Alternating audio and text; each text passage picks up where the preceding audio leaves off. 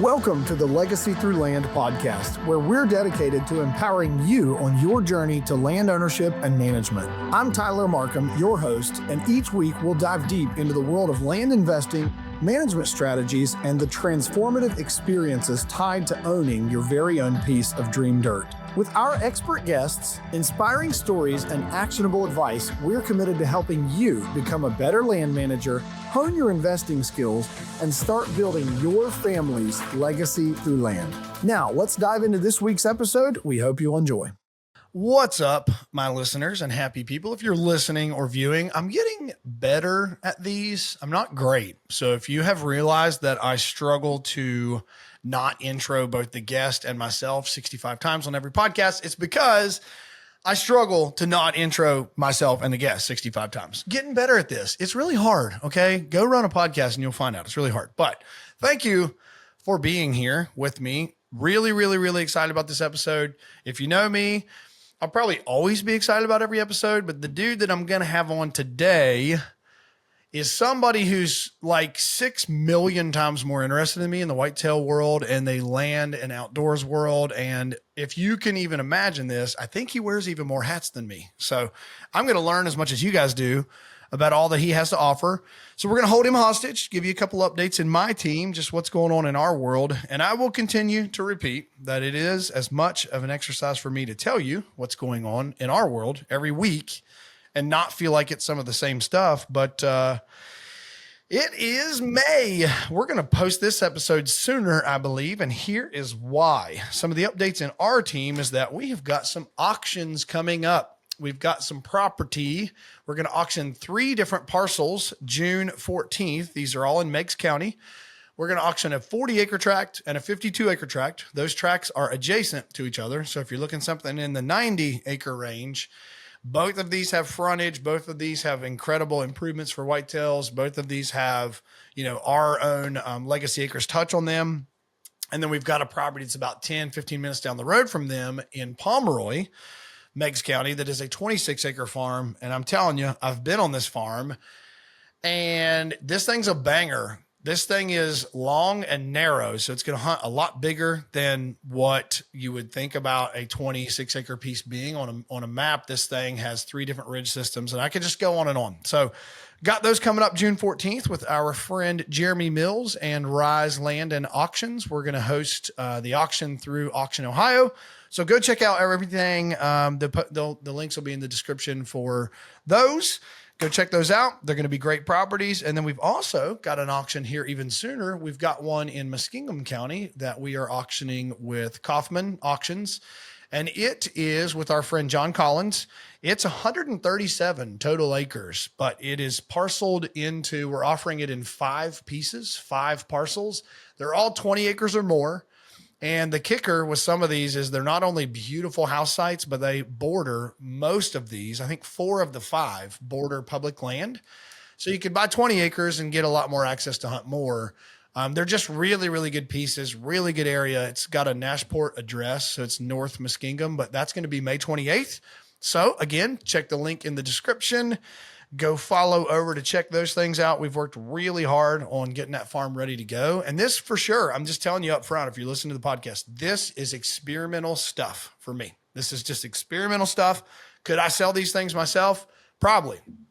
But what we recognize is as the market changes and as the market shifts, we want to be changing and diversifying with the market. So for us, having an arm of like auctioning property and not just selling property directly ourselves and not just putting property with agents and listing them in a traditional means, we're just trying to diversify how we sell. So it's definitely an experiment.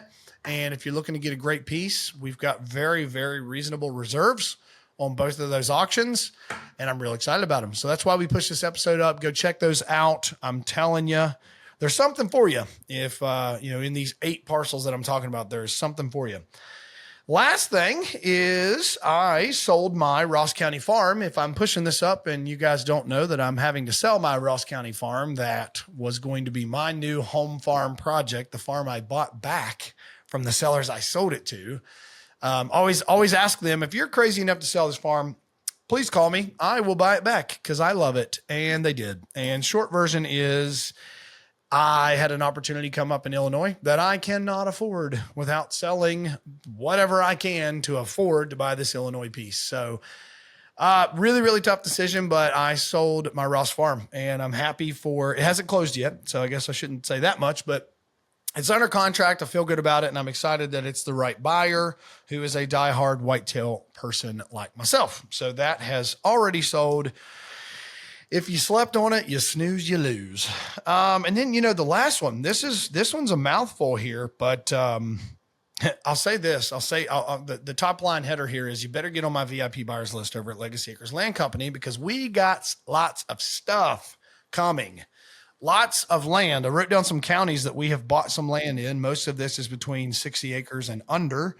We are closing on 26 acres in Brown County. We have 58 acres in Scioto County. We have 21 acres in Perry County. We have 5 acres in Pike County. And I'm working on another 2 different parcels in Muskingum County. So we're really about to be bringing some stuff out. So definitely get on the VIP buyers list. But the big last announcement, and then we're going to jump into a dude that's way cooler than me. The last announcement is I am going to be offering what I have called my Jackson, Ohio home farm. We're going to offer it for sale. 500 acres. Our guest has met me there. He could probably tell you it's cool. It's a good one, but 500 acres. And I've spent 4 years improving this farm.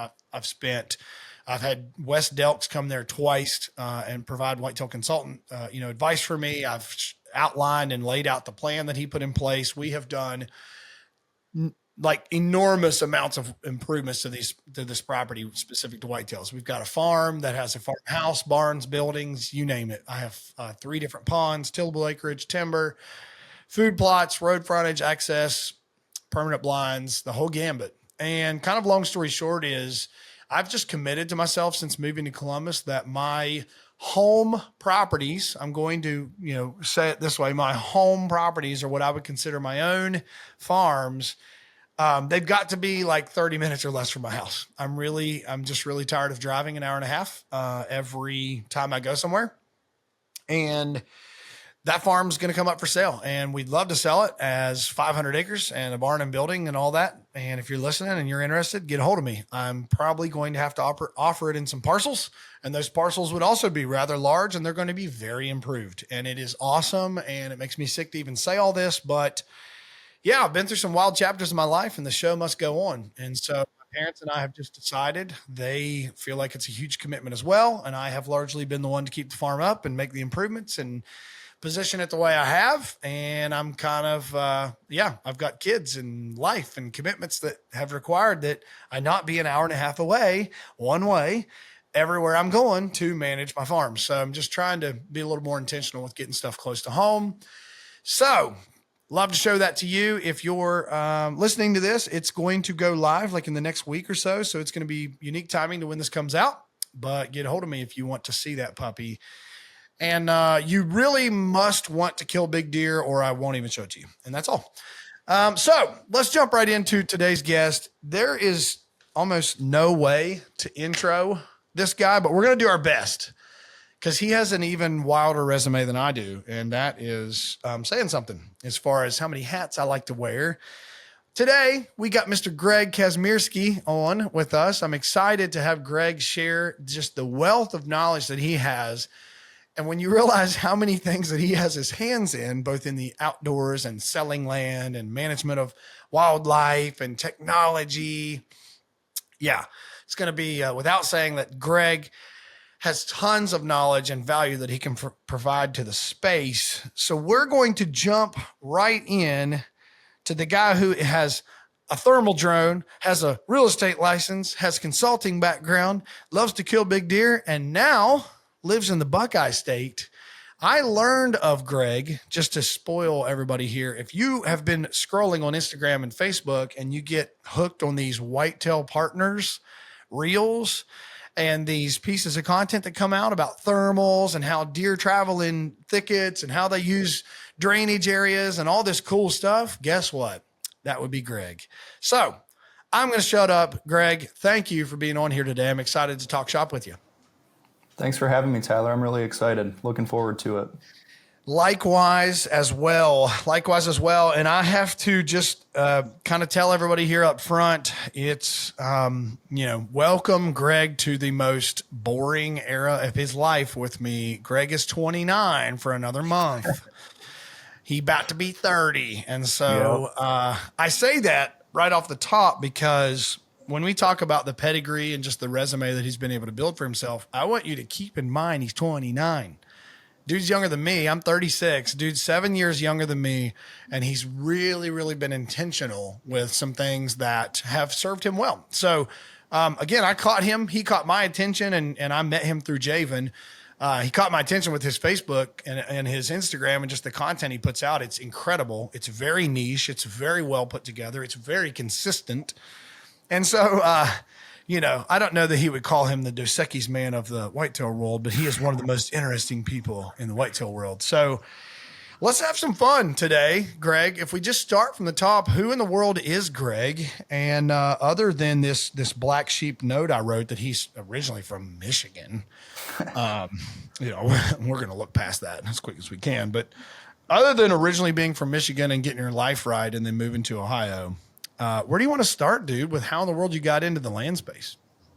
Yeah. I guess if I can think back to the first time I worked on a piece of land, I was a teenager when I was still living in Michigan. It was actually a part of my first job. I was working with somebody that had a business in the outdoor industry, and they also had a couple of 100 acres that they hunted.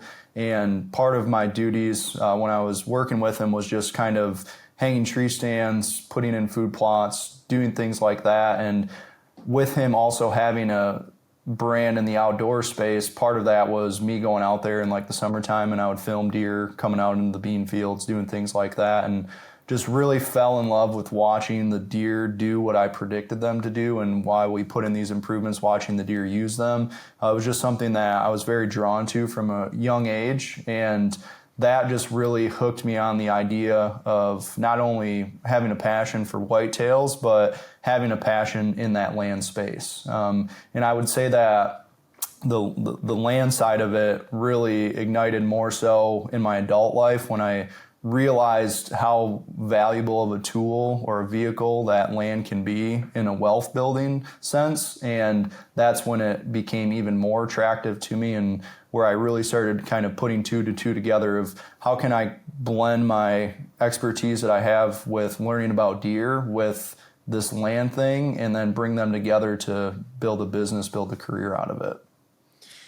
My man. So you had like I'm going to say this was a whole decade ago, Greg, but you have every 20-year-old dude's or maybe even woman's dream. Sounds like you got to follow what we would maybe call a guru. You got to follow a guru and learn firsthand just how to be intentional with some of this stuff.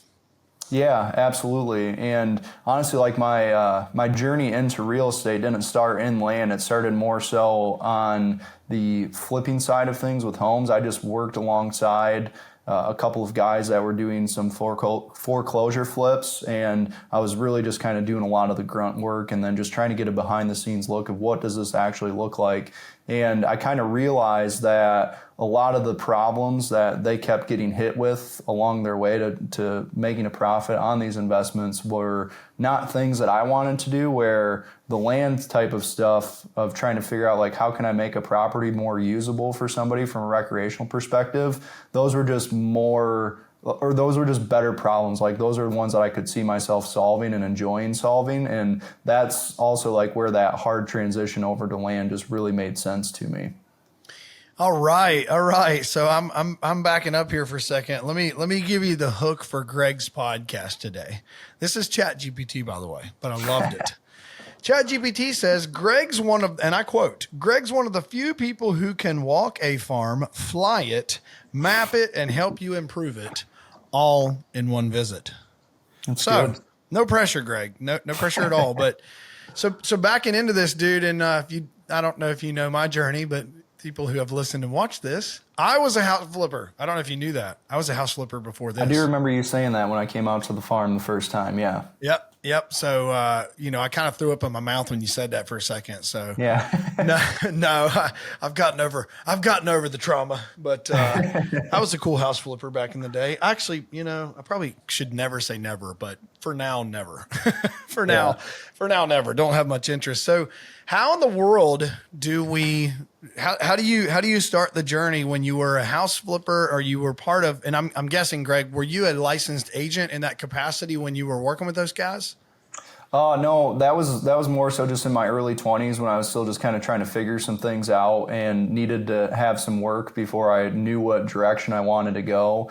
And they were just close family friends, a couple guys that were just kind of getting after it in the business world. And I just figured I could attach to them, learn from them, and then also just make a little bit of income along the way. So that's all that was. And I didn't get my real estate license until I moved down here to Ohio back in 2023. Okay, gotcha. So where's home for you now? Let's jump into that. Yeah, so I am down in Scioto County, right on the border of Scioto and Adams County. My wife and I, we just bought a house with some acreage down here, and just kind of all of these different things that I'm helping other landowners do. I'm kind of getting to take the reins on it for my own first big project here, and it's been really exciting so far. Okay, tell me this: why'd you pick there? I mean, why Scioto County? Do you have any family there, or what happened? No, so I've hunted the public land around here for a while, and have always just kind of traveled through this area, and the public land just has a lot of really good deer on it, and the land down here is just beautiful. I mean, it's where I grew up in Michigan. I think the whole county elevation profile was like a 15-foot difference. So coming down here into the bigger hills of southern Ohio, it's just a big landscape change. My wife and I love spending time in the mountains, so it's just, we kind of got like that mini mountain feel down here, but then also it's just there's giant deer around, and as you touched on earlier, I really like chasing around big deer, so it felt like the best of both worlds to just kind of pull the trigger and make it happen. So there's no big deer in Scioto County or Brown or Adams. I got you. Got you. Stay away. Yeah, our dear friend Chad McCoy, he would also like everyone to stay out of Adams and Brown and Scioto County. So you kind of touched on this earlier, but just so I can make sure I'm clear on the path here, Greg, I just always find everybody's journey really interesting, and mine, I think I told you earlier, it went from being in a band to then doing legal video, and had a video production company, which afforded me the ability to film hunts with really expensive camera gear that I could write off elsewhere, afforded me the time to be in the woods, and got into then flipping houses, and then here we are. Been an entrepreneur full time for decades, and I do dirt. So my journey, if you had told me, even 10 years ago, you'd be doing land, I'd like, no, not this dude. So before it was house flips, and then transition into land. How did you actually turn your focus to land? Was it the first time when you started working with, and did you say the guy's name that you kind of followed his footsteps? Oh, no, that was just a couple buddies from up home. But as far as when did I make that switch over, it was always like that itch that needed to be scratched. Like I always felt it, but I just never really felt like I had the means to make it happen. I felt, just being young, I guess, insecure, not confident in myself, just didn't really feel like I was capable of doing it, but then really just went through like a major mindset lifestyle shift, and that was really a big part of what led my wife and I to moving down to Ohio here. And when we did that, that's when I just kind of went all in. I got you. So, man, this, I've not met your wife, but sounds like your wife really trusts you, because I also don't know if you know that I used to live in West Virginia 2 years ago. Yeah. And I also moved. Ben Rising always said, Ben always told me he moved his wife Melody. He said, I moved Melody for deer once. I can't move her for deer again.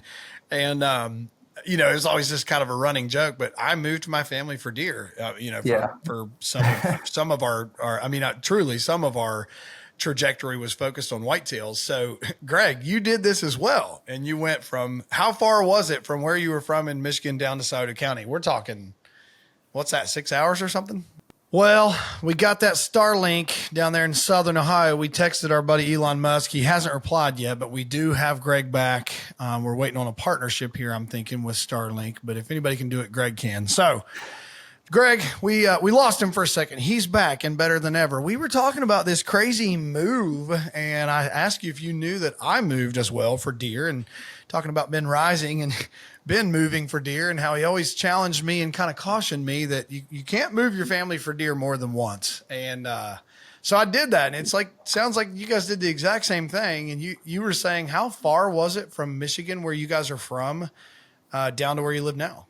Yeah, my wife and I, we grew up in the same small town, and it is right about 7.5 hours to get back up there now. So it's quite the move. When we first came to Ohio, we moved into the Columbus area just to rent and kind of get a better feel for the state and kind of eye up where exactly we could see ourselves buying. And I've just biased, I love Southern Ohio, big deer, big hills, and everything like that. And she was just on board, and not that I'm trying to pull her away from family, but as much as she'll let me get closer to the deer, I'm completely fine with that. But she's definitely been my biggest support system along the way, and none of this would be possible if it wasn't for that support. Dude, this is even crazier. So you lived in Columbus for a little bit. Yep. Yeah. About first 18 months that we moved down to Ohio, we were up in Columbus. Where at in Columbus? We lived right on the south, well, not in Columbus, but right around. We lived on the south side in Asheville, and then we moved over to Lancaster after that. Dude, do you know that my daughters go to school in Lancaster and I live in Canal? Oh, really? I did not know Yes. that. Oh, no kidding. My daughters go to Fairfield Christian in Lancaster. Yeah, so we're basically neighbors. Literally, dude. I literally have, well, no, I don't. I don't have a couple permission farms in Asheville. I didn't say that.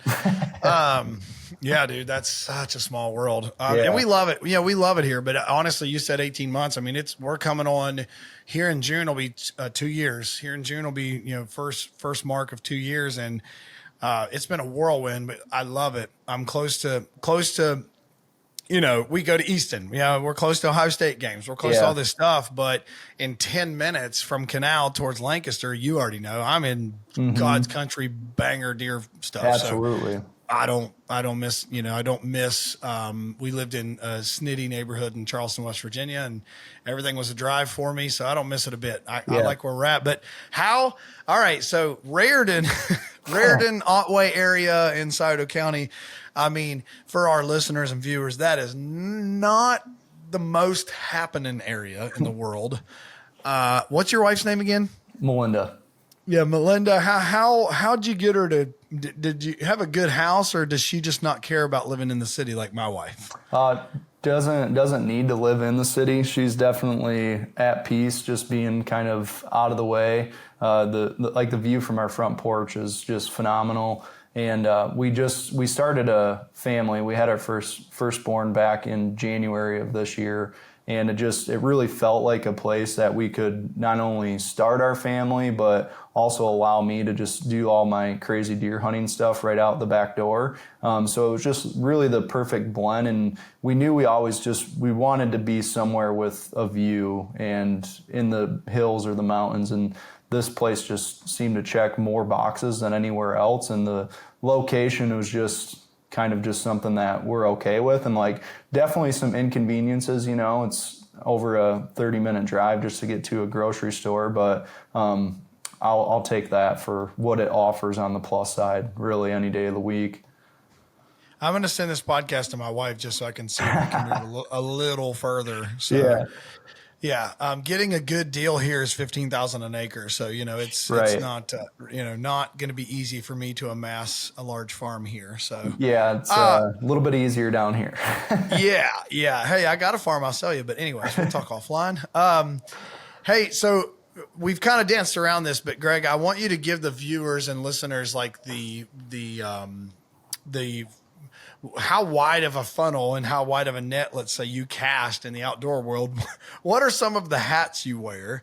And then let's start diving into them, because so far people may still say, who is Greg and what do you do? So Greg, what keeps you busy and what are all some of the hats you wear? Yeah, so really my main areas of focus that I'm doing right now is really just trying to help landowners at any stage of land ownership, whether that be before they purchase that land, and then once they do purchase it, help them with the designing side, the consulting side of how can we set this farm up properly. And then myself personally, and then I'm starting to build out more of a network to actually do the improvement projects. So the development side, and then obviously with being an agent as well, we're looking at selling the property. So I've tried to build up just like a pretty simple buy, design, improve, sell. If I could kind of put it into just a really easy way to lay out exactly what it is that I do, but pretty much anything that you can imagine, either acquiring, selling, or improving a whitetail property, I have my hands in one way or another for a lot of different landowners now. And I only do the real estate here in Ohio, but as far as the consulting and land management go, I go down to Kentucky, West Virginia, some parts of PA, and then out into the Blue Ridge Mountain Range out in Virginia as well. So I have a pretty wide net for the consulting and land management here, and really focused in like the hilly mountainous terrain. That's just really where I feel at home. I definitely still do some stuff in farm country, but a lot of it's focused around helping guys put together really solid plans in this hill country type habitat. Let's go. All right. So I want to, let's name a few hats. If you look at Greg's Facebook, he had Nexthill drone service. Yeah. Yep. So you had a drone service. We're going to talk about how that kind of morphed into something else. You have a consulting hat.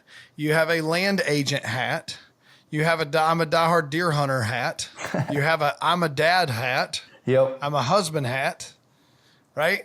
Yep. And then the best one, I'm a resident of Scioto County hat. You got that one too. That's right. The wearing that one proudly. That's right. He wears that one backwards. All right. Yeah. So let's unpack this, because even in 2 hours, we probably couldn't unpack all that. Greg, the first thing that comes to mind for me, and it's probably for my own interest, is at what point or how did you feel like you prepared yourself? How did you educate and or prepare yourself to be able to offer, I am a land consultant? You know, how did you kind of empower yourself to become a land consultant?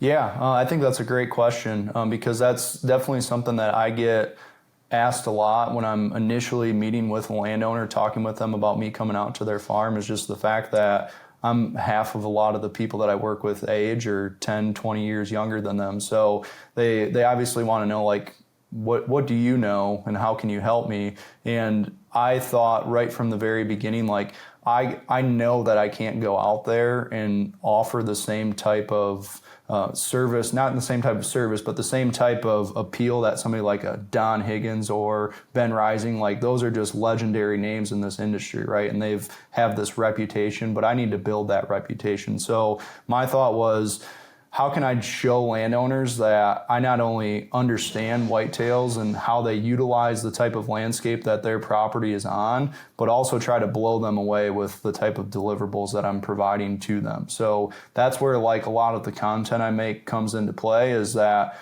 I'm really just trying to give you all of the tools and this full blueprint of how you can turn your farm in from what it is right now into something that hunts perfectly for whatever your goals and your visions are. So I'm just really trying to let that landowner know that, hey, I might be young, I might not have the reputation built up that these other guys do, but don't be mistaken by the fact that whitetails have been a big part of my life, and I've been doing this since I've been 7, 8 years old, when I first started getting out in the woods and figuring out deer.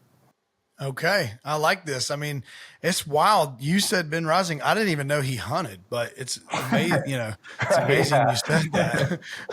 I stole that from Doug Hampton.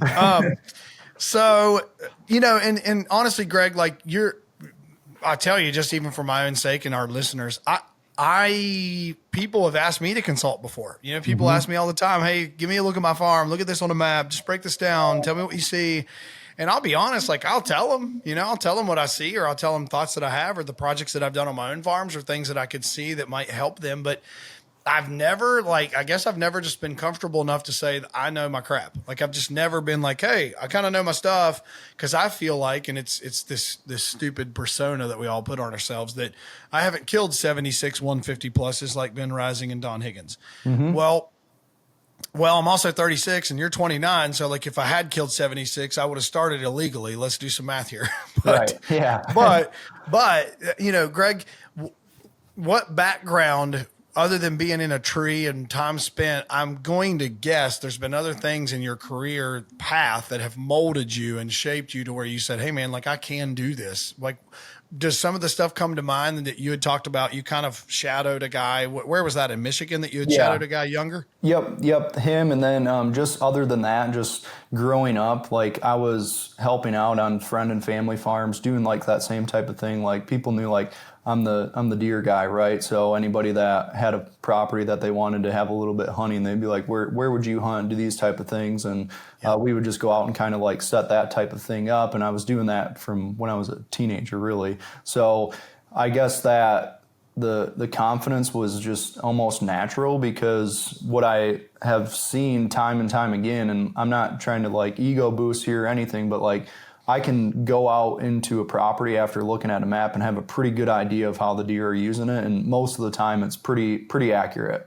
And I guess that just like those consistent repetitions of all of that happening it's enough to build up a level of confidence to be able to share that value with landowners. Yep, I would agree. So let's unpack.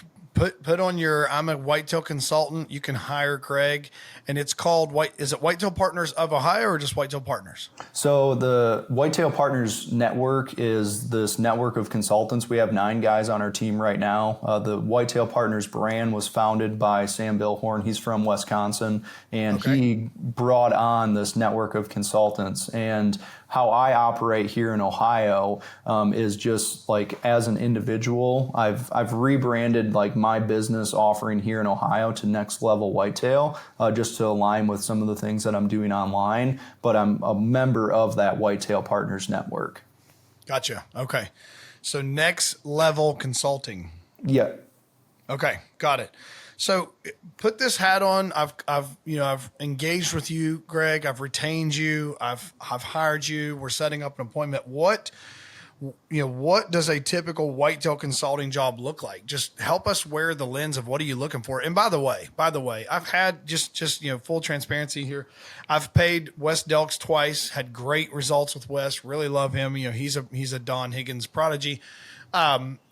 I've loved a lot of their, the style that they have with creating the spots and creating the premium access with premium win, that the deer belief they have the win and you have, an advantage. I've loved all this. So I guess I would say to a listener, when Greg tells you kind of how this works, don't dismiss that you're smarter than you think. Don't dismiss that you think you're too smart to have a consultant come, because I've killed a lot of big deer and I've been doing land for a long time. And I think that having consultants come is one of my favorite things to do, because it's just a different perspective. And I think, and the part we're going to dive into later here, is that you can spend, and I have spent a ton of money and time, stupid amounts of money and time, doing things the wrong way. And if you want to get it right the first time, the best way, almost like, hey, we're going to build a deck on our house this weekend and you don't trust yourself to do it, you probably should have some plans. If you don't, we're going to build a house and you've never built a house, guess what you would do? Hire an architectural designer. So if you want to build a whitetail or a deer, turkey, mecca, you're going to hire a consultant. That's what I would recommend. You're going to hire someone who's smarter and better than you at it, who can help you get it right the first time. All right, end of rant. I want to hire you, Greg. What are we doing? What are we looking at? How's it work? Yeah, so I mean, my biggest thing of when I'm starting working with somebody is just really figuring out what their goals are for this property. And that just comes down to, what type of hunting are you primarily doing? Is this going to be a bow-only hunting property? Is this going to be a mix, or are you just a gun hunter? Because depending on your style of hunting, in my opinion, like that farm's going to lay out completely different. Where the best stand locations are, where the best blind locations are, those are going to vary drastically depending on what your style of hunting is. Also, another thing that I'm usually getting into right away is we're talking about what kind of budget do you have? Do you have the access to the equipment? Anything that involves heavy machinery, are you going to have to outsource that? And how much are you looking to spend to improve this property? Because if somebody is just trying to look for a DIY project, or somebody's looking to turn this into that whitetail mecca, again, those are two very different things. So those are just some of the initial things that I'm going over with a landowner, trying to really understand, how do you see this farm on its best day? And if we can kind of solve that, then once we go out there and start the day of scouting, walking around, we're going to put all of those pieces of the puzzle together based off of how the deer are using the land and how we can use the tools in our tool belt to improve that land so it hunts a little bit better, so the habitat's a little bit better. And if you have this idea in mind that maybe you want to only hold this farm for a certain period of time, how can we maximize that ROI along the way? Very good. Very good. And I cannot agree more that if you don't understand, and my real estate coach and dear friend Carl, who I had on the podcast last week, he always, we have to define the win. Like, what is the win? What is a win for you? And I would definitely agree.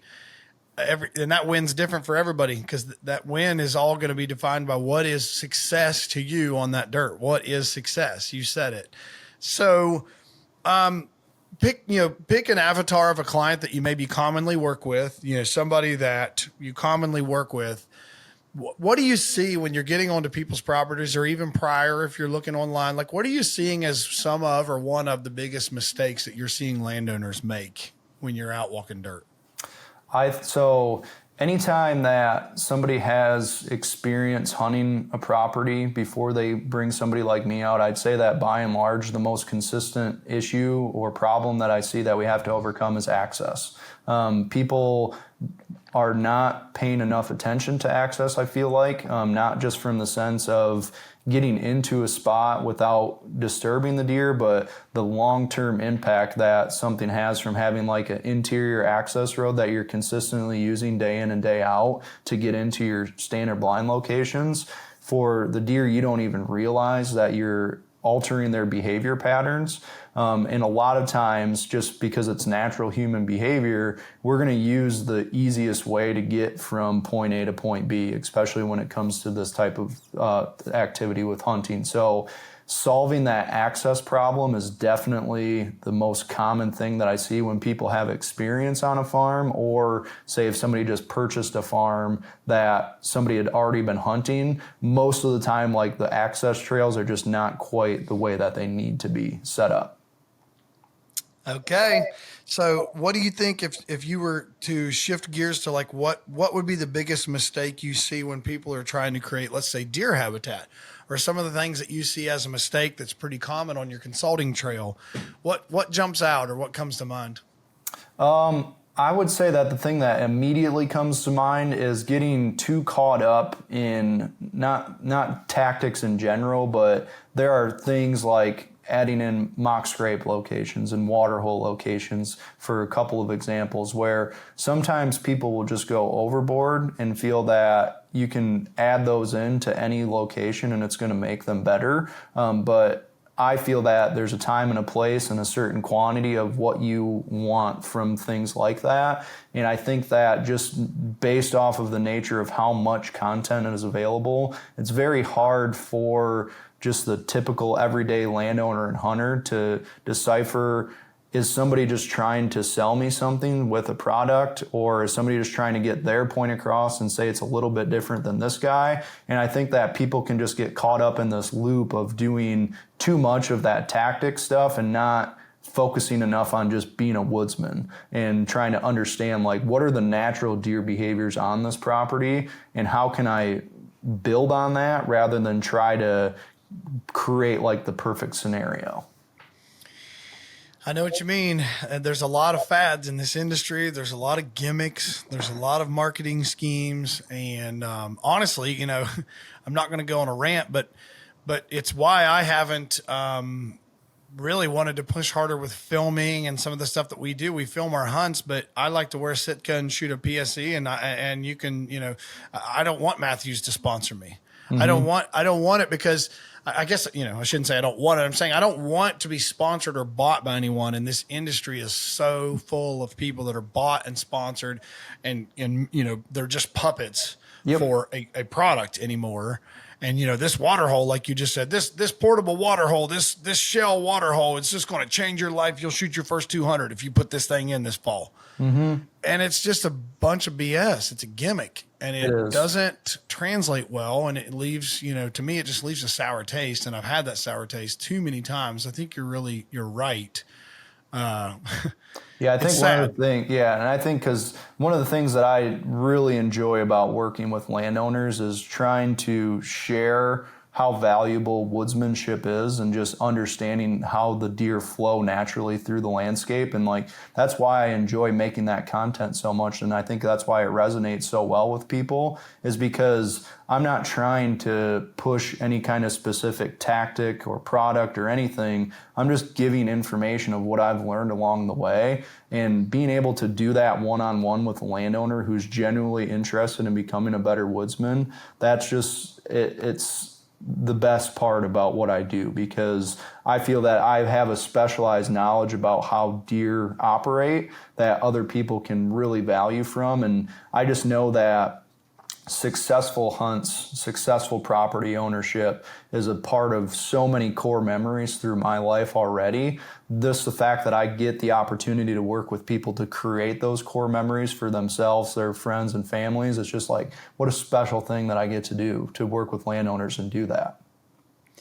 Yep, we're going to touch on that. The return on investment versus the return on lifestyle, and you nailed it. So I don't know if you listened a while back. I had a good friend on, Bobby Warner, and Bobby's a really successful attorney. He's a guy I respect a ton, and Bobby talked about the difference in investing in a 401k or the stock market or whatever, or investing in dirt. And he was like, yeah, at the end of the day, that 401k is going to give you a piece of paper. It's going to give you a check. That's it. That's all it's going to give you.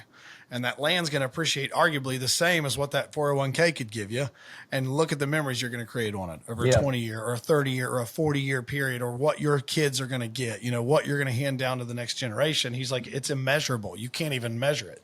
So let me ask this. I really, there's a lot of ground I want to cover with Greg, pun intended, but a lot of ground I want to cover just to make sure we can round out who in the world is he. So when we bring him back, we can just talk about putting up 62 mock scrapes on a 10-acre farm and how he would recommend that. Joking. So when you talk about these habitat transformations, I know, Greg, I can assume this very confidently that you're like me. I enjoy land management as much, and some days more, as the hunt itself. There's times I'm in a tree stand just thinking about what I could be doing over here. I'm looking at something, or I'm taking a picture and zooming in and drawing what I think should be here, or the question is, what do you think is one of your favorite or most rewarding habitat transformations? Now, are you asking this from the lens of one that I've personally done, or the actual land management work, or just a property that I've been on and watched that landowner kind of follow the plan and have a very rewarding experience from it? I think it could be both, because honestly, for me, I would just say what comes to mind. But if we're talking about maybe most rewarding, if we dig into what could be most rewarding, I kind of would wear the lens of a listener who maybe just bought a farm, or they've got a clean slate and maybe they don't have a huge budget. To me, rewarding for me, it feels like, all right, what's a great bang for their buck, and what comes to mind for me is I've added water holes up on big ridges, oak ridges, these rut, saddle, travel pattern areas. I've added just natural water holes with my skid steer before. And I just will never forget a few hunts I've had, like October 20th, October 30th, these evening hunts, having 4 and 5 bucks hit that water hole before they drop off the ridge. And it's like, dude, that took me 30 minutes in a skid steer. Yeah. And I could have shot every one of these deer from doing one thing. You know what I mean? Like the reward was way 10x more than the cost. So I don't know if that even helps. What comes to mind? Maybe both. Definitely. If you could do. I think that by and large, the best thing, the best reward that you can have is if you just get comfortable running a chainsaw on your farm, because the amount of positive things you can do to a deer hunting property with a chainsaw and a tank of gas is truly incredible, because that extends out to doing things to manipulate deer movement into the front of stand locations, creating bedding areas, obviously doing bigger projects like opening up a food plot in the timber. But man, you can do so much from just learning and being comfortable running a chainsaw. And I would have to say that that has to be the most rewarding, because you physically and you visually, you see the deer use that chainsaw work that you did. Like when you are out there in the spring and you cut a bedding area with your chainsaw, and then you hunt your property later that fall and watch a deer leave that bedding area, it really is magical. I think that's a very special thing. And I think that just because of the nature of how physically demanding chainsaw work is, especially on a larger scale, to be able to watch deer use that, and if you have the opportunity to harvest a deer utilizing that chainsaw work, it's really special. I think that would have to be my most rewarding thing. Well, I'm going to leave that as a teaser. And by the way, for my editors, there's your reel, learning how to run a chainsaw. There's your reel, Greg. Maybe Greg can cut it up and run it on Whitetail Partners, because we'd get way more views. But dude, I cannot resonate with that more. And I hadn't even thought of that. But I'm going to leave this as a why you need to get a hold of Greg, because we could go into, well, how are we going to use the saw? What are we going to cut? You're going to cut the tree all the way? You're going to cut it part ways? What trees? Don't go cut white oaks. Please listen. Don't go cut white oaks without calling Madison Raber first. We can dive in more, but this is why you got to get a hold of Greg. So we're going to jump. We're going to jump to the next question. What if you, and we're still wearing this whitetail consultant hat, if you were to give someone a tip or two that is just starting to manage a property, they're just entering into this journey that you know and love so much, like, what do you think comes to mind if people are starting on this journey to manage their property for deer? What's one of your first tips? Yeah, I would say a couple. The first one, which I always like to do this anytime I'm going to start working with a landowner, or if we're looking at a property to buy, whatever it may be, zoom out a little bit and find out, what does the surrounding area have that your property doesn't, and then vice versa. Like, what can I offer my property here that the surrounding properties can't? And then if I can figure out how to maximize that on my property, then I'm going to get deer to be using that in some shape or form, because you're offering something that the others aren't offering. And then other than that, it's just getting a really good gauge on how are deer using my property currently. Like, what are the different factors that my property have that are going to influence deer movement. So to give an example on that, my property where I'm located at, on the bottom down by the river and then across the road, there's larger ag fields, clearly going to be a destination food source that I'm not going to be able to compete with. I don't have, even if I wanted to, in an unlimited budget, I don't have enough flat land to bring in food that's going to be able to compete with that. So immediately my head goes to, I know that I can come in here and I can bring in a lot of bedding habitat, maybe some smaller food plots, and just optimize the travel to fit with my access. And I'm going to have a really good deer movement on my property. And then on top of that, I went in there to just get a general gauge. And I know that the area that leads up the ridge behind my house is a phenomenal white oak ridge.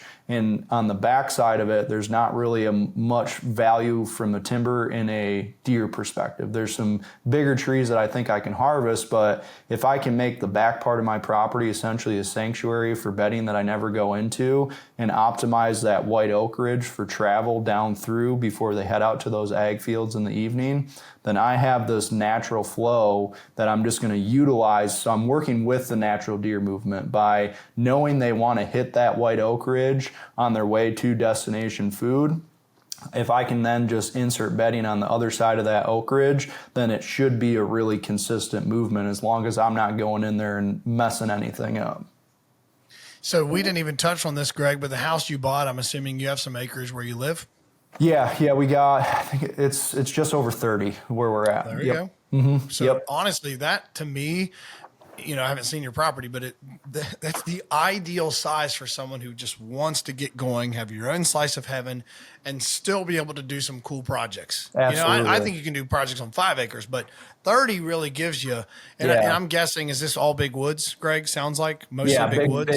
Real big timber down here. You got to go miles once you get behind my house to get to any kind of open fields again. So there's a lot of timber down here. So, there's a lot. I'm not going to say there's a lot of hunting pressure because I don't think there's a ton of it. But I don't think that there's a lot of, from what I've seen in the area, there's not a lot of large scale management going on those surrounding parcels. So it's like if you're making the best place on the block, then that's where the deer are going to be hanging out more often. And I already know that the big food's right across the road. So I just need to make my place a little bit more of an appealing as a stopping point before they head over to that big food.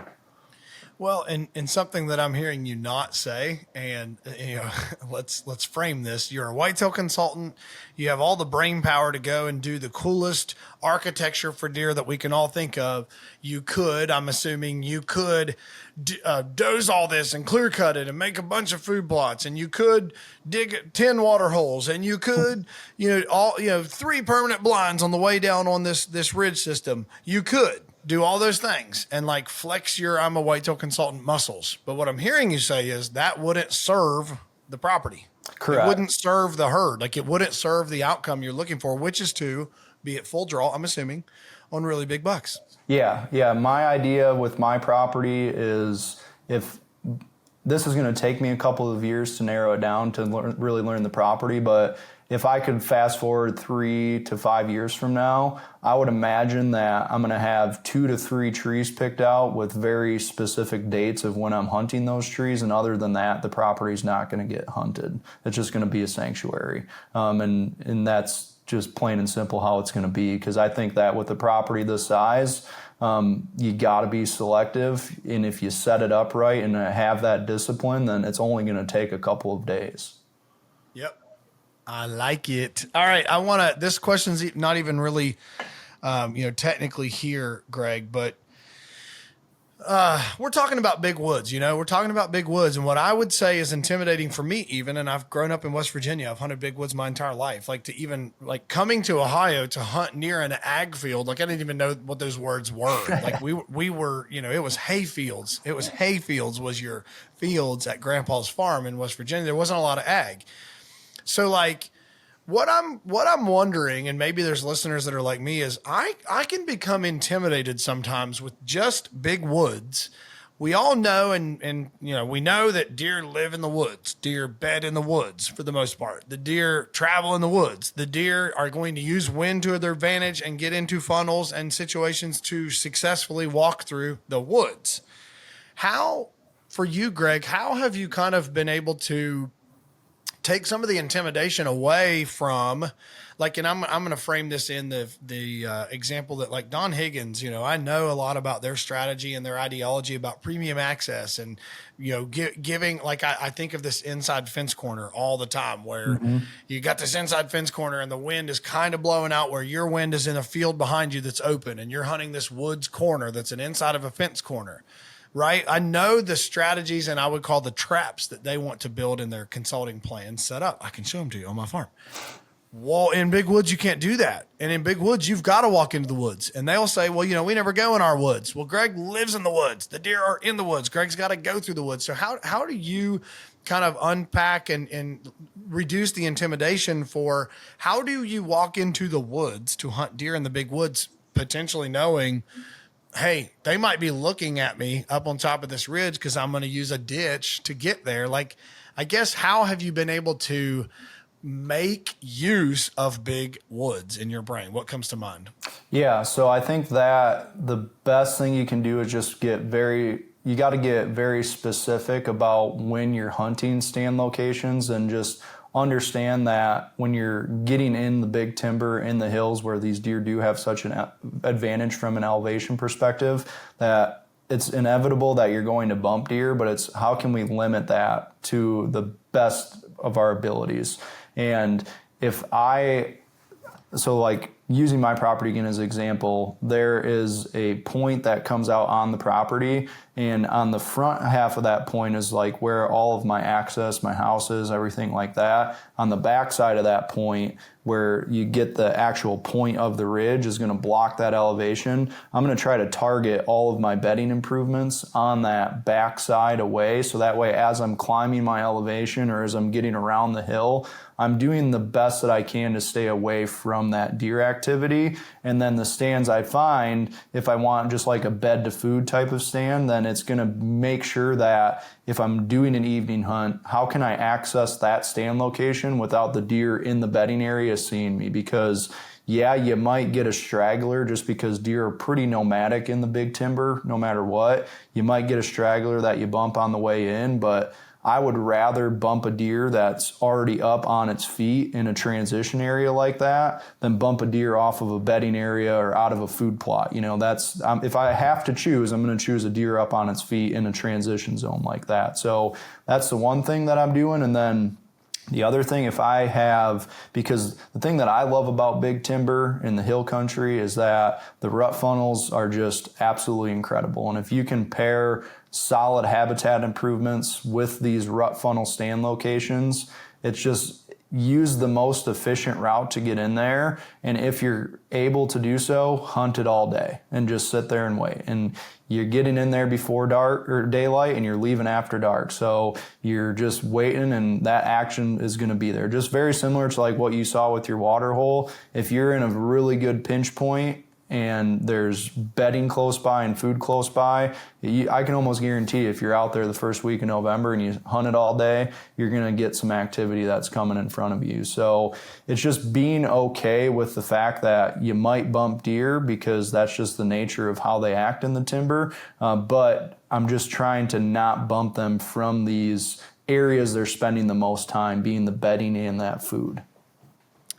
Love it. I love it. And you know, you're confirming what I've always said, that I just kind of, when I started listening to Don's podcast, and you know, there's what I love about consulting and in just almost anything in our own lives is like everyone has their own spiff. You know, everybody has their own direction they can go. And I know Don would say, and I've heard his podcast, that he's got a guy, Bobby Worthington, and probably you've heard of Bobby, I'm sure. Bobby's an East Tennessee big woods guy. Bobby doesn't consult a ton. Maybe he does some, but not on a lot of these Midwest open Kansas tumbleweed land farms, because it's not his baby. That's not his baby. His baby's like you, big woods. So I think it can be really applicable to get the consultant who understands the space they're about to walk into. Because you asked me to go out to Montana and tell you how to set your farm up on the Milk River, like I'm out. Like I'm sure I can give you some ideas, but I don't know how those deer travel. I'm going to assume they travel the river. Don't hire me though, right? Don't hire me. Hire a guy that's hunted Milk River for 20 years. Like I say when I'm going into those setups, like you said, spending all day, I always say, like, if you're going to burn a stand, you better go in there and pack your lunch. Just pack your lunch and burn it once and get in and get out. And you said it earlier, you got to pick those days. If you know you're going to go in there and burn it, and you're going to punch, let's say you're going to punch a check mark off the tag there on that stand, and maybe that's got 3 times that it can be punched in an entire year, you better punch it on the right days. Yep, you're exactly right. And that's something that I really make sure to articulate to the landowners that I work with, because when you see snapshots of a lot of these designs that people get from consultants, very rarely do you see snapshots with very aggressive stand locations, and I completely understand that. But I do have some that might be more intrusive access just to get into the best spot. I'm just trying to figure out how can I get in here in the least impactful way, but I make sure I'm very clear that this is a stand location that you are going to go into once, maybe twice a year, and you're going to learn on when you need to be back there. But just that's not something, if you want to just go sit out in the woods, don't just go to that stand. That one's reserved for when you do have the ability to go out and put some serious stand time in, and when those bucks are going to be the most active. Yep. Yeah, and I have stands that I can think of right now. There's stands that I will not touch them until like October 28th, period. Really, it usually has to say November on the calendar before I'll touch them. Yep. And as good as I know they are, like there's times I'll be in other stands. I'm like, I wonder if I should be up there. And it's like, no, dude, you know you shouldn't. You know you shouldn't. And it's what you said, you're burning. Like I'm burning, even if you walk in like this and you try to touch nothing and you sprayed your boots down and you do all this stuff, they still know you were there. They still know it. Even when you left and you're like, oh, I got out clean. No, you didn't. They came through that night and they smelled your track. You still burn it. You still got burnt. I was so naive for so many years to think, scent control works. Don't let me get on this rabbit hole. The scent control works. Like, no, it doesn't. Guess what? I haven't used, disclaimer, haven't used a bottle of spray in 3 years. Not a single one. Wear my Sitka in the truck. It doesn't work. I'm just sorry. You can never sponsor me with scent control product. It doesn't work. Hunt the wind and don't touch anything. Yeah, I think that goes back to an earlier point about the difference between tactics and woodsmanship. I think that you're going to have a far better benefit from learning how to play the wind than you would from any scent control product on the market.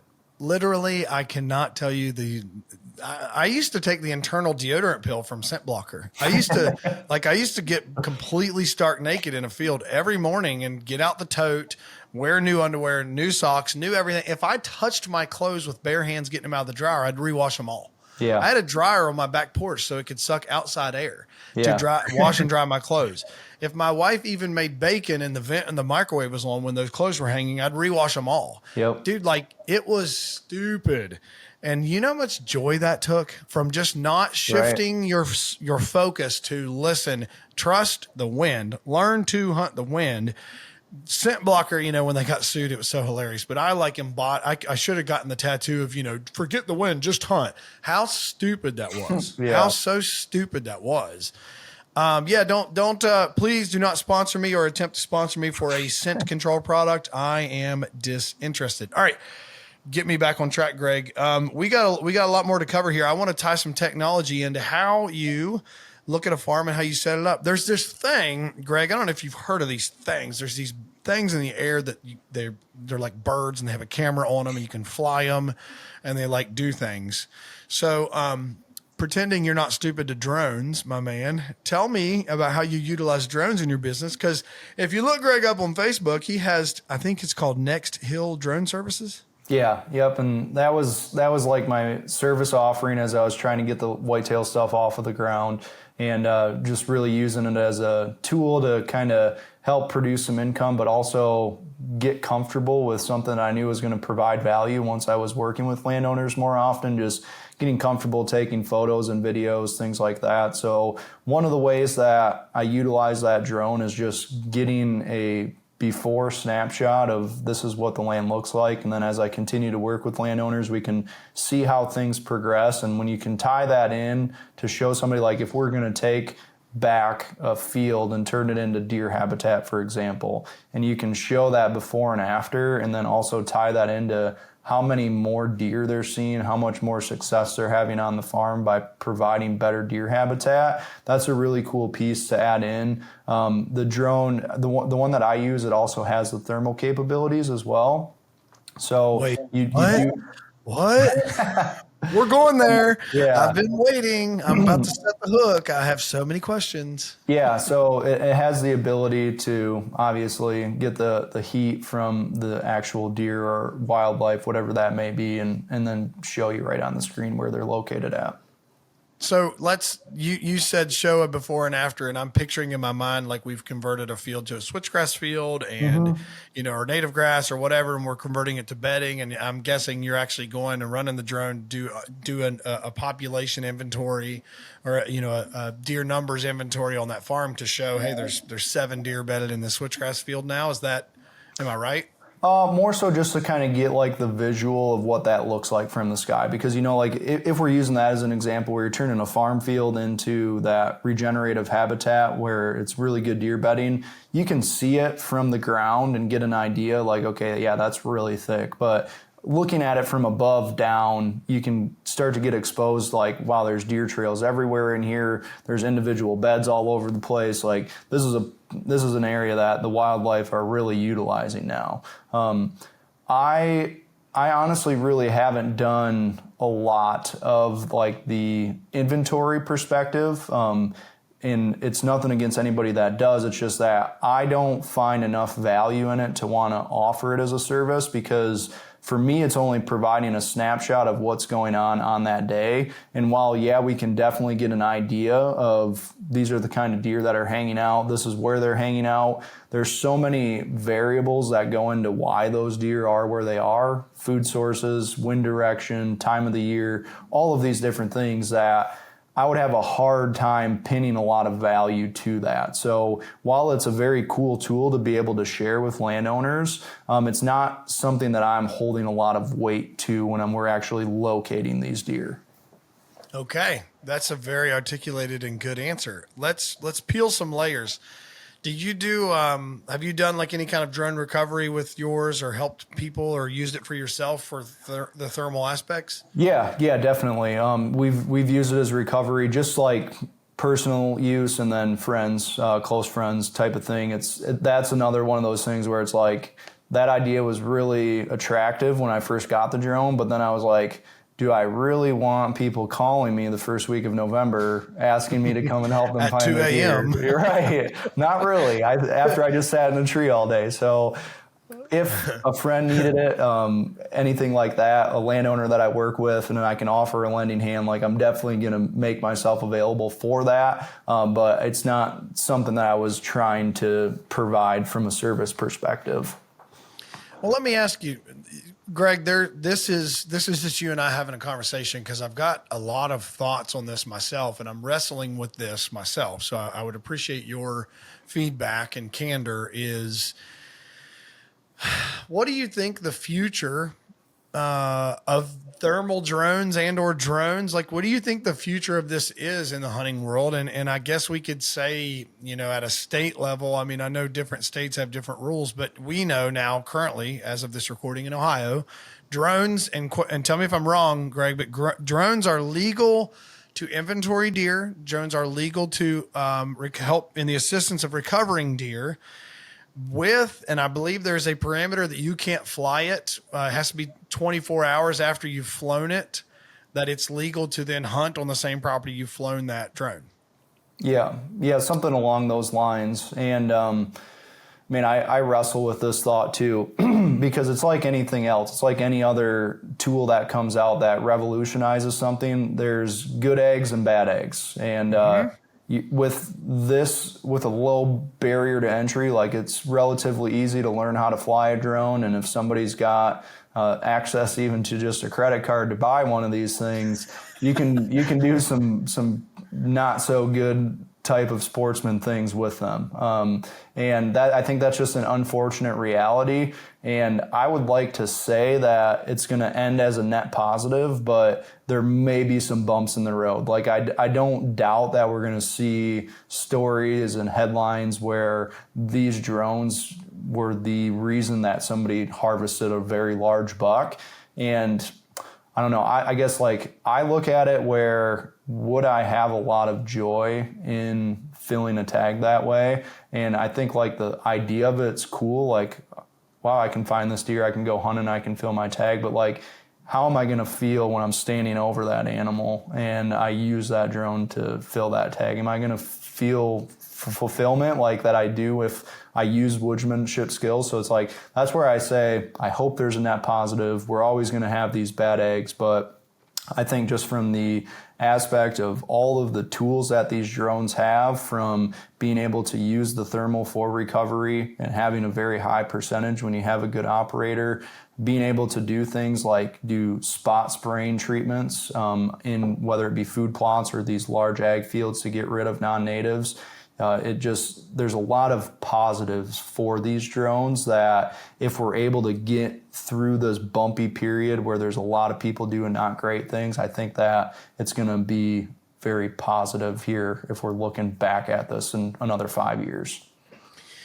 Well, I'm really glad that we're talking through this, because I'm in the exact same boat, Greg. I'm going to play devil's advocate for a minute. Because I'm the same way. I hope there's a net positive from this, but I'll be honest, I'm intrigued by the idea, and intrigue's probably the wrong word. I guess I'm curious by the idea that, I have 3 kids. Let's frame it this way. I have a business to run. I have 3 kids. I have a wife. I'm trying to be a great husband, a great dad, a great business owner, a great friend, all these things, the demands of life. And I want to go kill a really big buck with a bow. I have a deer.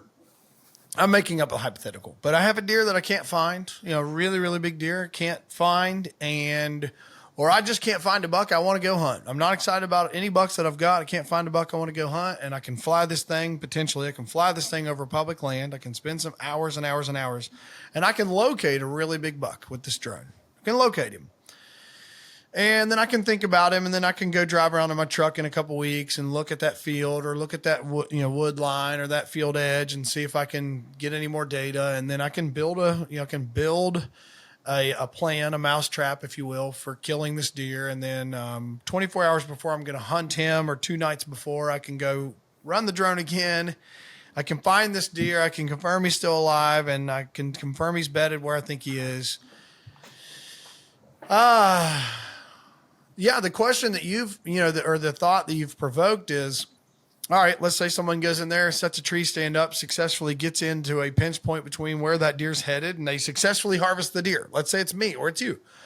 Is it going to feel less, fulfilling, or, are we going to feel like less of a hunter for doing that? Or are we going to feel like we've made a smarter use of our time? Or are we going to feel like we've made less of an impact on the woods because we haven't trudged the woods for 2 months trying to kill this deer, or potentially wounded, or whatever it is? I can't put my finger on how I feel about it. Yeah. And you're wrestling with it as well, because there is a part of me, and I'll say this, it's out here to, for me to say, but there's a part of me that's very interested in, we could go find deer to hunt. I'll knock on 50 doors. I don't care. I'll knock on 100 doors. I'd just rather know that if I'm going to spend nights away from my family and I really want to kill a big deer, I'd rather knock on the right doors. Yeah, absolutely. And I don't know. I don't know, Greg, what, and then I guess the last thing is, on the other side is the drone recovery. We all wrestle with this thought of, well, let's say the deer's not dead. Let's say you've got the drone in the air, you've hit the deer. It's not dead. You can see the deer, and it doesn't maybe even look mortally wounded. It's just hurt. It's sick. It's hurt. Could make it. You know where the deer's at now, and you go on the upwind side, and you stay on the downwind side, and you walk in on the deer. It's really windy that day, and you shoot him. Were you hunting him at that point? And what is the law? So I don't know. It's gray. I don't know that I like either. Yeah. But here's the last thing I would say, Greg. Tell me if you think I'm wrong. If we don't, and I hate it that it's this way, it's just like baiting. If we can't beat them, join them. All right. So if we don't thermal fly the drone and find a really big buck, and let me make a realistic example here. Listen to a podcast with Spook's band a while back, and then Spook just throws out one of his favorite places to hunt is Pickerington, Ohio. And I was like, really? No, don't say that. How do we know they're not flying drones in Pickerington to find that urban buck? We don't know. Yeah, you have no idea. So if he goes and flies the drone and finds it, and I knock on 150 doors and never find the deer, and he kills it, who was more right or wrong? Yeah, absolutely. And I don't know. Yeah, I think that's what's so interesting about it, is that there are so many thought-provoking topics that you can dive into on it, and you can make points to justify it on both sides. And I don't have any doubt about that. And that's why, it's something that I sit on the fence with, because there are so many different angles that you can look at it, and it just makes it very unsure of how I feel completely. Anytime I try not to get too opinionated on something that I don't feel strongly enough about, because then I'm just talking from emotion, not from facts. But there's a lot of facts going on for all different angles with something like this, and I think that's why it's so interesting. But that's why I just for now, I'm just thinking okay, if I look at it 5 years from now, I'm optimistic that it's going to be a net positive, and these are just going to be some type of broader regulations where it's very baseline of this is what you can and can't use these things for, but let's not ignore the fact that they are a very useful tool. Yeah. So let's unpack two strategies here, because I think you're going to have some really insightful advice. And by the way, for everybody listening, Greg and I didn't talk about this prior. We didn't talk about going deep into this thermal drone isms, but these are a tool. I mean, we're talking about being the most successful you can be. And Greg's going to talk about how to set your farm up to be the most successful you can be. We haven't talked about the fact that those rut funnels that you need to stay out of could be better monitored with cellular cameras, which is a tool that is a slippery slope as well, just as a drone is. Greg, to me, if we look at this in 5 years and you and I revisit this and we say there's a net positive, I think there's two things that need addressed, and I want your opinion. Do we need to better address, if we're going to be able to use drones for recovery, if we're going to be able to do that there needs to be some kind of a parameter or some kind of a check measure? I don't know what the right word is for if you are using it for recovery and you find a deer that is alive, at the time of your drone flying. Can we not, do you have any idea on how could you make this more black and white, that now you can't go hunt that deer? You follow me? You can't hunt that deer until 12 hours after, or there's a GPS coordinate, or you have to screenshot the GPS coordinate to the DNR. I don't know, Greg, what do you think could be done? That's topic one. On the two areas that I think stand for improvement is, how do you not turn into hunting a deer if you're doing a drone recovery? What's your ideas? Man, if you even have any. I wish I had a good one. But like the thing that I wrestle with is the fact that, one, it's a judgment call on how wounded is that animal. Obviously, if we're talking about a really big buck that somebody just winged with an arrow, they're going to beg and plead to say, like, this thing is mortally wounded and I need to have access to those coordinates to go and kill this deer. But then it's like, also looking at it from the animal perspective, if we don't want these animals to suffer any more than they need to, like, I can also see the justification of being able to go and dispatch that animal to put it out of its suffering. But the reason why, like, I feel like I can't come up with just a black and white answer is that it really comes down to either the judgment of the operator or the judgment of the person that shot that deer. And you know as well as I do that people act much differently when a big deer is in the picture than if we're just talking about any deer. And if that's a biggest deer somebody's ever shot, or a buck that might be headed to the record books, I'm going to lean and say that that deer is mortally wounded, no matter if it's just got an arrow sticking out of its hindquarter. Yeah. And I mean, Greg, I think you could, as well as I can make some really compelling arguments for how this is a really good sportsman-like thing to do, to utilize the highest and best means possible to successfully recover an animal. For the sake of the meat, for the sake of the purity, for the sake of the respect of the animal, for the sake of all these good things, we can say that. So I don't even know if I don't know that I wrestle with someone, like, let's say it this way. The deer's not mortally wounded. You now know the coordinates. You're going to wait till first light at 7 a.m. You're going to fly the drone and find out the deer's still bedded. I guess at what point were you never even tracking, we have to think about this backwards.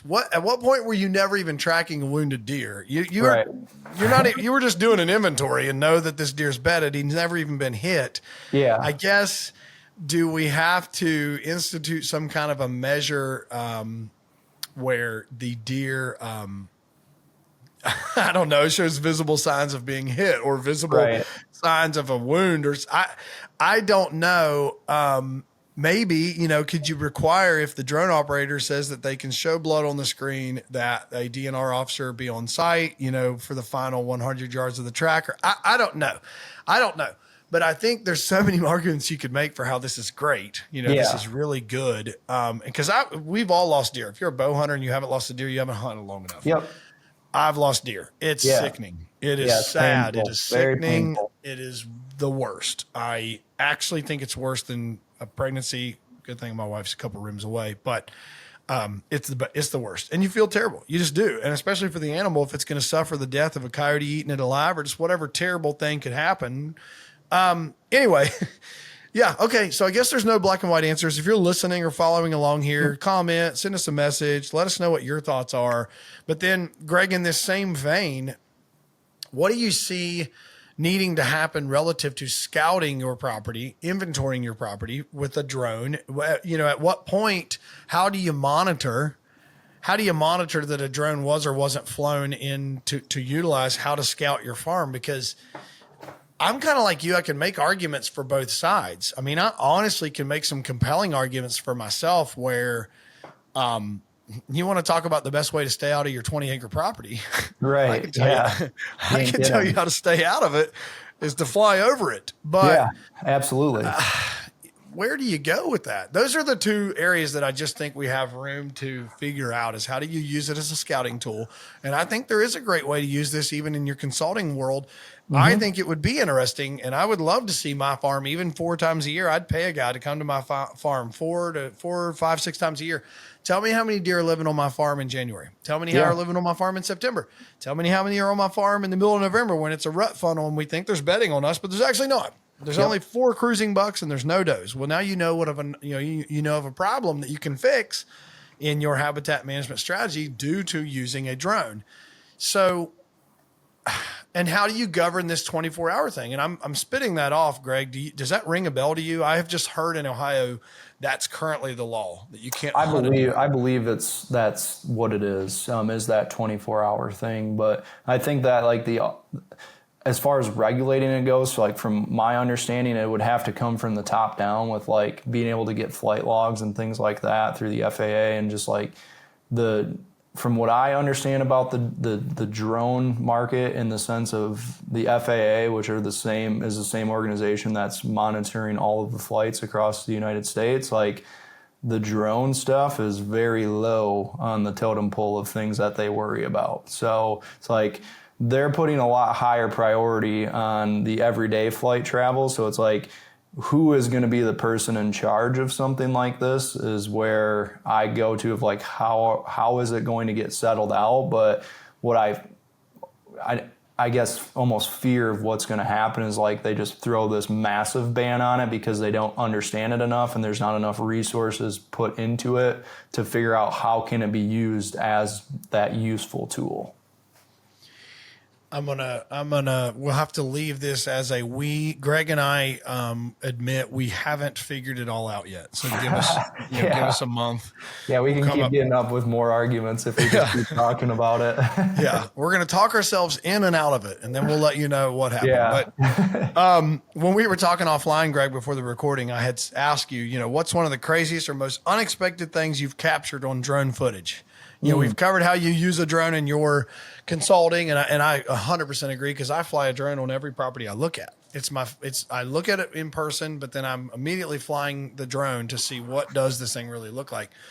So what comes to mind in the craziest or wildest thing you've experienced in drone-isms? Yeah, so craziest thing I've ever seen, and this was actually like probably 2 weeks after I got my drone. It's still the craziest thing that I've ever seen flying. It was first as an isolated event. I thought it was extremely cool.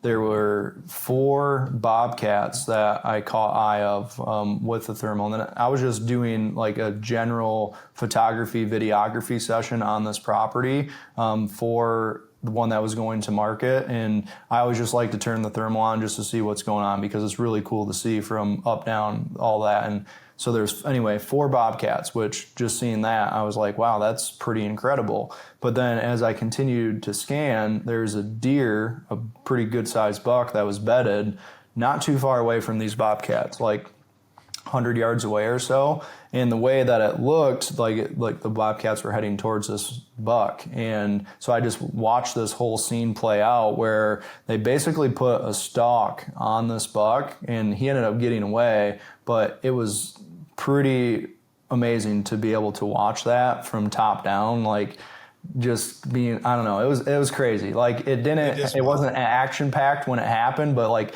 watching the whole scene play out, I still have a really strong visual of what that looked like, watching them kind of close the distance and then the buck being alerted to it and splitting out the back before they got within kind of like any kind of striking distance. But that was a pretty cool thing to see.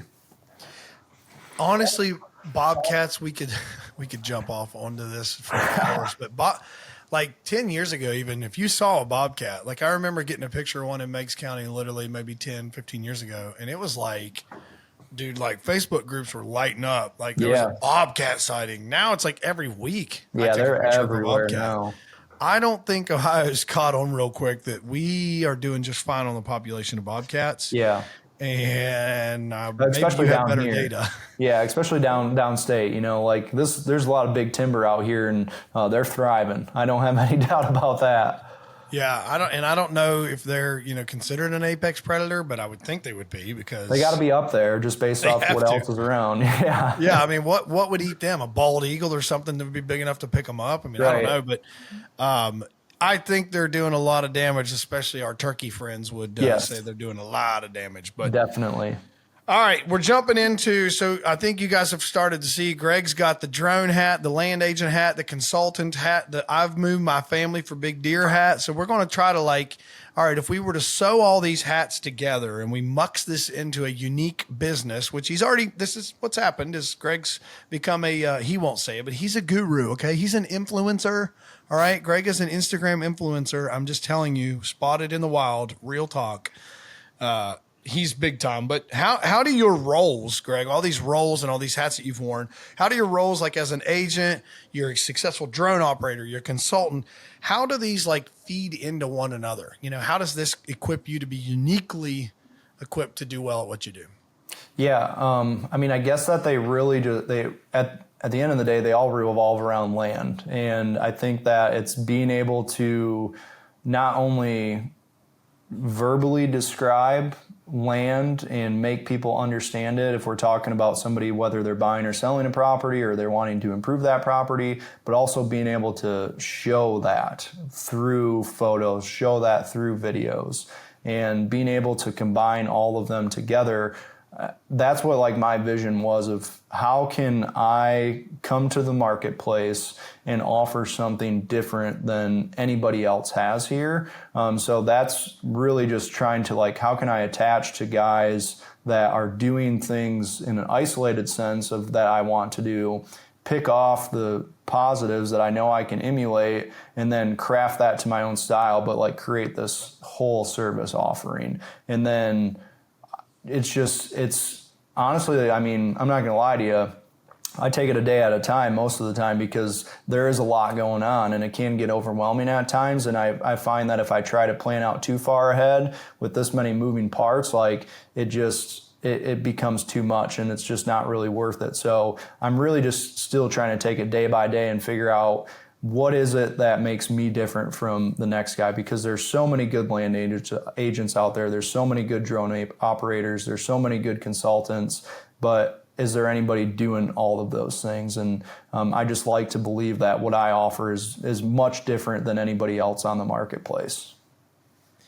I won't disagree at all. And Greg, I've been trying to snoop while we're on here. Is it Whitetail Partners of Ohio, or have you switched your Instagram to Next Level? Yeah, so I switched my Instagram. It's Greg_next level whitetail is what it is now. Because that next level whitetail is something that I'm working on building out on YouTube as well now. I'm just trying to post some more content on there. And then I launched a community on the school platform, which is just like a learning-based service it's a community setting where we get together, do mapping breakdowns, tips about habitat, put courses together, all that kind of stuff. So that whole rebranding to Next Level Whitetail is just trying to highlight my business more while still being a part of the Whitetail Partners Network for my consulting services. And just so everybody knows, I'm looking here, Greg, I don't know, maybe while we're on here, you'll get to 34,000 followers. He's at 33.9 thousand. So 33,900 followers. It's a smidge more than me. So I'm just telling you, the dude's been doing stuff and he has really, really good content. So he's not just blowing smoke. I think you're right though. I heard this said years ago and it never made sense until I feel like I have kind of accomplished this myself as well, which is the riches are in the niches. Mm-hmm. And when you can become uniquely qualified at a few things and then sew them together in this unique benefit, you get people like you, and it's really cool to see. It's really neat. And I have felt like that as well, having my background in house flips and then legal video production and understanding audio and video and then understanding in real estate. And then my passion as a hunter, like merging this together, birthed Legacy Acres Land Company, and all this content, all the stuff we produce was just merging all of the things that I had just had experience with. Yeah. And, yeah. So if you want to like help me build my Instagram or just whatever, just, let me know. Anyway, all right. If you just want to collab with me every time, that'd be great. I'll teach you how to make a reel. You give me that Jackson County farm and we'll call it even. Dude, it'd have to be a pretty good reel. So, all right. These are some fun ones here. This is the last question that I want to ask you relative to like business, land stewardship. And I want to ask this to just about every guest that I ask or have onto the show, which is this, our podcast is about creating legacy through land. I mean, that's what we embody here. And obviously I think there's a ton of ways you can create legacy in your family. And I think success is incredibly subjective. Go listen to last week with Carl Libba, but success is subjective. And for me, I'm just always interested in knowing, Greg, like when you think of legacy and you think of building legacy and creating legacy for your family, this growing family you're creating, and yourself and your life path through land, is there someone you've emulated or someone who comes to mind that you have kind of emulated? Or what do you think it means to create legacy for you if you feel like you're kind of building your own path and not following someone? What does it mean to you, to Greg and family? What's it mean to create legacy?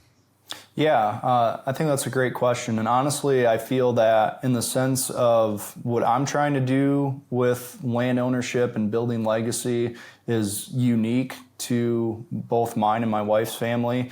There's some people in our families that own some land, but it's a very big passion of mine. And whether I'm helping other landowners or working on my own properties that I'm going through, I just want to really try to find ways like what is the best value that this land has to offer, and whether it's myself or my family that's going to enjoy it or somebody else, like I just want to extract that value from the land, because especially in a place like Southern Ohio, I feel like there's so much land that's underutilized, that's just been sitting there collecting dust per se, and there's just great memories to be made on that piece. And like I look at this property that my wife and I just bought with our house on it as a place that, whether it's going to be a long-term thing that we're here and we hold on to this property for decades, or it's just a couple of years, like I know that all of the projects that I do on this are making it a more useful property,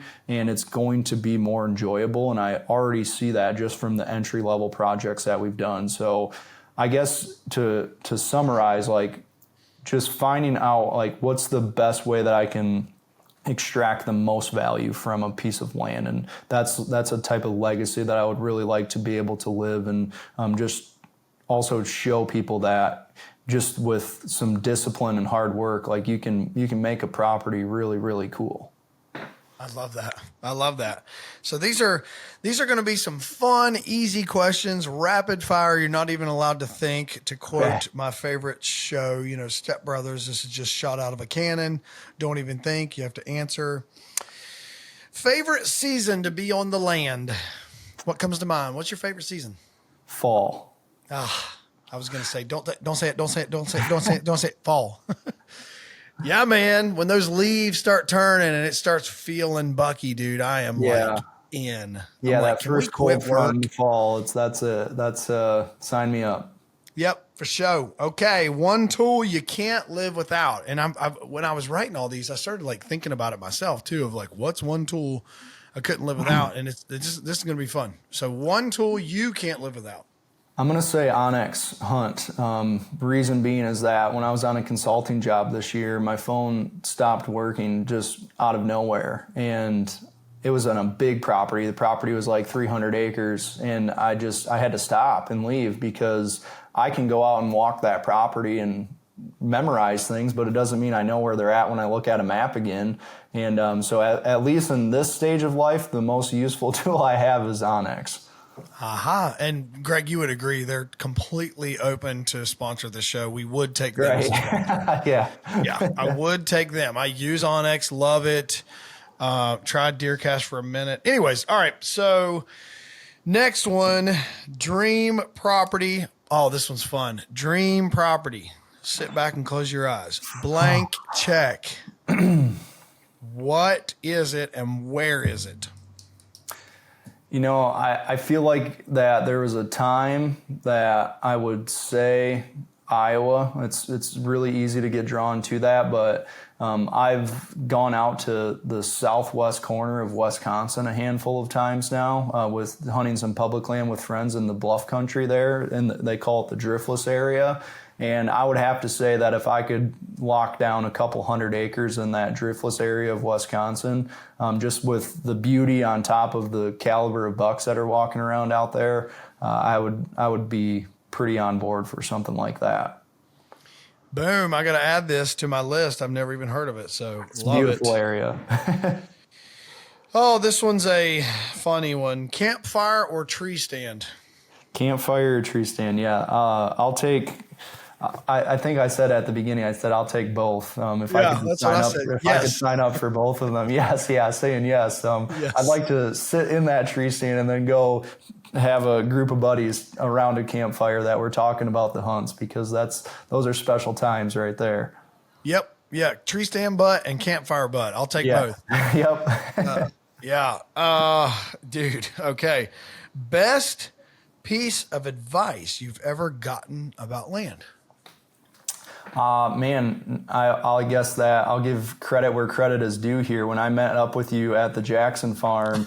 Shut up. Here we go. My gosh. You gave me a good piece of advice as far as investing in land goes, and it's just to focus on removing the negatives. And I'm not going to lie, like ever since you told me that really kind of changed my thought process when I'm looking at land from an investment standpoint, because it's really easy, especially a guy like me, to get caught up on making a dream property, making it turnkey, doing all of these really cool projects. But that's such an individualized perspective of what makes that turnkey at such a special place. But like, if you do just focus on removing the negatives, then you're going to make that land more valuable for everybody.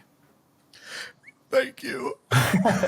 Dude, I don't even remember saying that. But I think in the context of what he's talking about, because Javen and I met Greg at what I've literally mentioned earlier, and he didn't know that was coming either, but I am selling that farm, Greg. So if you want to buy 500 acres, just hit me up. We were just talking about kind of what we do at Legacy Acres, because we were both talking about focuses. I mean, Javen and I, we're just all, starstruck here that we got Greg to stop by with his film crew and his, RV and full-size trailer and everything from the Greg Kazmierski show. But no, real talk. I was like, Greg, I feel like I'm kind of in the, limelight of a famous guy. I watch your reels every morning when I'm drinking coffee, and I watch, I'm considering if I know how to use buck funnels or not at this point, because I don't know that I do, watching Greg stuff. But we were just talking about like what we try to do when we buy a farm, and what can we do when we have a blank canvas that is a quick lift, the easiest lift. And we just talk about removing the negatives, just looking at something and saying, hey, and Greg, you said it earlier. I think probably if I looked at the last, 10, 15 farms we've done, the first thing that goes into a farm is access. The first thing hinges on how do you get around this thing? And you nailed it earlier. Let's say it's a big woods piece. I mean, I'm selling some big woods pieces now. The first thing you got to do in a big woods piece is figure out how do you get in and out of it. And I can promise you, I'll bring Don Higgins on one day if he'd ever do it. But Don, I know of people that have contacted folks like Don to do consultant work, asked to have him come consult on their big woods farm, and he doesn't do it. He won't do it. He'll tell you he doesn't think that's going to be the top tier farm because it's just big woods and there's no diversity, or you've got to get too deep to hunt it or whatever. And Greg, we already talked about it. Like, yeah, you might have to burn some stuff, but it's killable. Well, Ben Rising, he's made his living hunting farms that are unhuntable and killing big bucks because he's not afraid to get in there after it.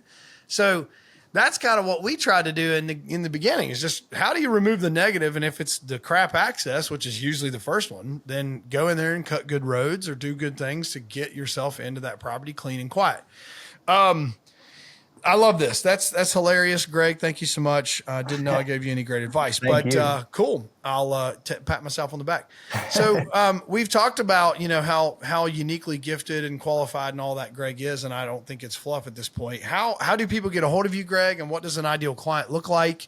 Maybe last thing, when we talk about what's an ideal client for you, what is your service area? That would be probably helpful. And even if you're just up for a phone call from somebody, how do people get a hold of you? And then what's an ideal client?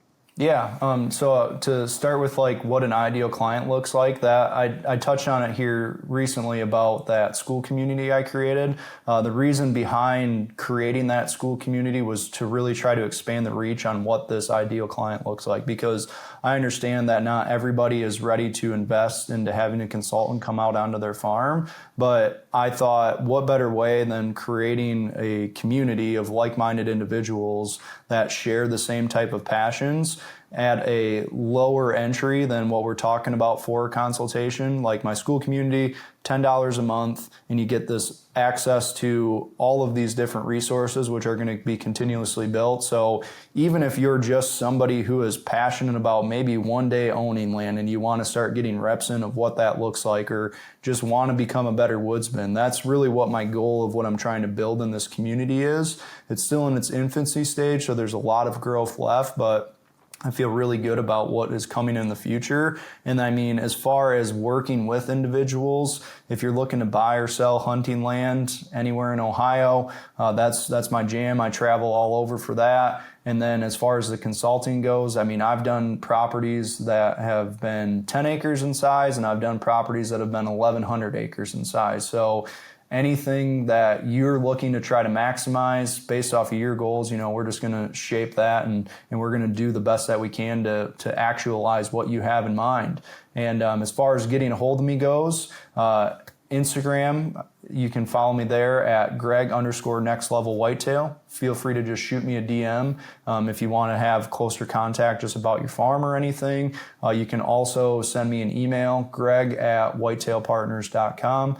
Those are probably going to be the two best ways to get a hold of me. Got it. And then just be sure when you guys do that, mention Legacy Through Land podcast. Tyler gets 10% of all the consulting stuff. So yeah. Greg's now a sponsor of the show. He didn't know it, but Watch him. Yeah, dude. We're gonna have to talk offline. I've got a couple pieces that I'd love to get your advice just on what your thoughts are, because they're a little bit more southern for me. I'm really well versed in like Meigs, Athens, Gallia, Jackson, Vinton. These are Scioto and Brown. I've got a couple down there that we're getting ready to put to the market. So I'd be interested in your thoughts on those pieces. But this has been great. Greg, I got one last question. We've covered a lot of ground here, pun intended. If there's anything that someone takes away from today's episode, just one thing as their snippet, what do you think is the thing worth taking away? And I know that you weren't prepared to have that question. Yeah. Honestly, I think that if we're just looking at it from like a whitetail perspective, I think that just always trying to be a better woodsman. That's something that I always try to do, whether I'm out there scouting, whether I'm out there hunting, whether I'm out there hunting another landowner. I'm always trying to learn more about deer, because I feel that there's always something to find out more about them that can just be one more tool in your tool belt. And as I've said multiple times, I think that becoming a better woodsman, crafting those skills is going to go so much further for you than learning every tactic in the book. So I would hang my hat on woodsmanship any day of the week. Let's go. Love it. I think that is so true. I've spent so many years of my hunting career that I hunted a lot more than I thought and strategized. And now I've really literally shifted that, where I strategize and think a lot more than I hunt. Yep. And you, Greg, you'd really benefit from getting to know a buddy of mine, Dave Miller. If you don't already know who Dave Miller is, he's a West Virginia guy, but recorded a podcast with Dave a little while back. It's going to come out. It's probably a 3-hour podcast, but Dave is a ninja at killing big bucks in West Virginia, god awful steep mountains, the bottom 4 counties. Sounds Dave's like a good killer, guy. killer. But he really just helps. He's helped me so much in my life just as a person of faith. Dave he embodies how to make the most out of being in the woods and being in tune with God. Like when I think of go outside, look inside, that's Dave. Like he is. And Man, he is such a good woodsman. What made me think of that is just Dave said years ago he had gotten Big Buck of the Year for like 4 years in a row. He's super humble and never talks about it.